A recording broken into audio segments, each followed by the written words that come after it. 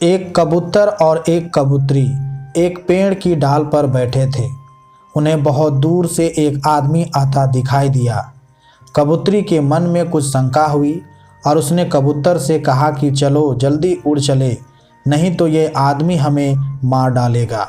इत्मीनान के साथ कबूतर ने लंबी सांस लेते हुए कबूतरी से कहा, भला उसे गौर से देखो तो सही, उसकी अदा देखो, लिबास देखो, चेहरे से शराफत टपक रही है। ये हमें क्या मारेगा, बिल्कुल सज्जन पुरुष लग रहा है।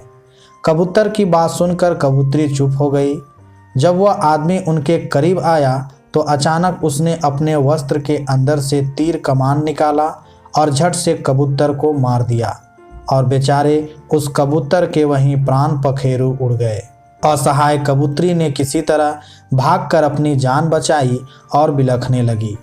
उसके दुख का कोई ठिकाना ना रहा और पल भर में ही उसका सारा संसार उजड़ गया। उसके बाद वह कबूतरी रोती हुई अपनी फरियाद लेकर उस राज्य के राजा के पास गई और राजा को उसने पूरी घटना बताई। राजा बहुत दयालु इंसान था।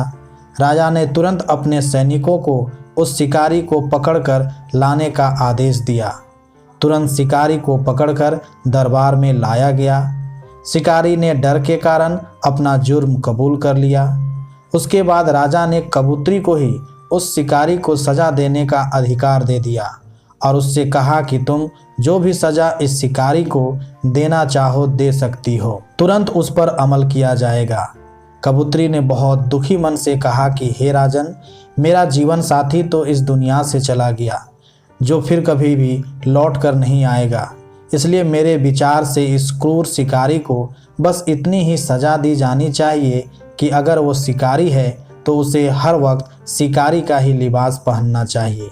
ये शराफत का लिबास वह उतार दे, क्योंकि शराफत का लिबास ओढ़कर धोखे से घिनौने कर्म करने वाले सबसे बड़े नीच और समाज के लिए हानिकारक होते हैं।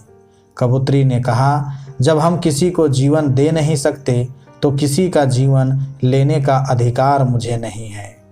दोस्तों, यह कहानी हमें यह सीख देती है कि आज के दौर में इंसानों को शिकारी की तरह ना होकर सभी को कबूतरी की तरह सीधा और सरल होना चाहिए, ताकि संसार का कोई भी व्यक्ति अपना जीवन नीरस ना समझे।